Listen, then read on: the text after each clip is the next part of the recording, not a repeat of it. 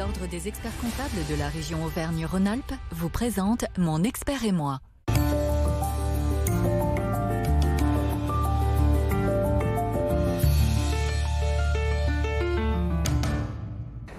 Bonjour à tous, très heureux de vous retrouver pour votre rendez-vous avec les experts comptables de la région Auvergne-Rhône-Alpes. Mon invité aujourd'hui, c'est le vice-président du conseil régional de l'Ordre des experts comptables. Bonjour Emmanuel Gauzy. Bonjour Olivier.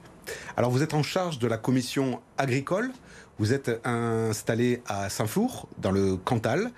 Comment devient-on expert comptable spécialisé dans le monde agricole ?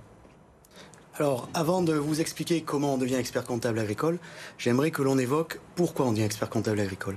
C'est avant tout une question d'attachement à son territoire, ainsi qu'aux femmes et aux hommes qui le font vivre tous les jours, qui nous poussent à devenir expert comptable de ce secteur d'activité.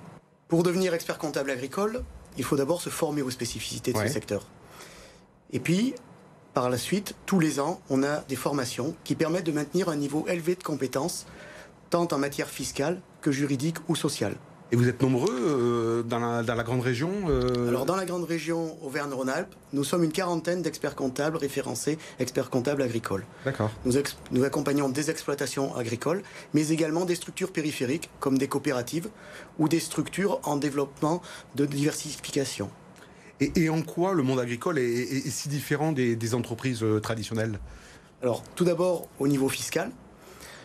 Bien que la plupart des règles fiscales restent proches de celles des entreprises traditionnelles, il existe des spécificités.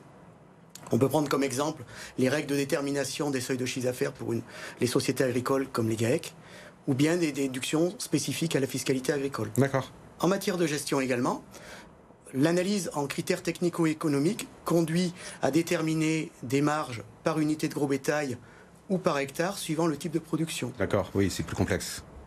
Oui. Et nos interlocuteurs sont les exploitants ou leurs conjoints.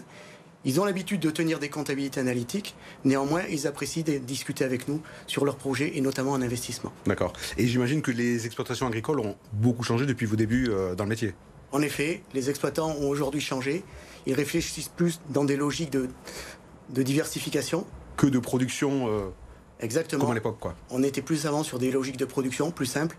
Aujourd'hui, les exploitants agricoles, outre leur exploitation et leur production agricole, gèrent des structures touristiques, des gîtes, des tables d'hôtes, ou également des structures en production d'énergie verte.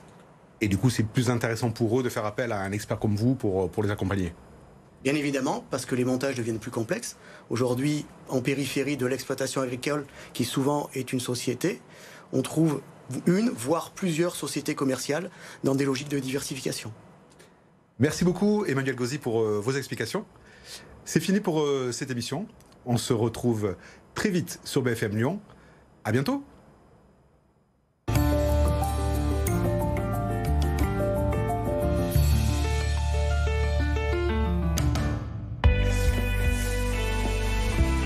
L'Ordre des experts comptables de la région Auvergne-Rhône-Alpes vous a présenté Mon expert et moi.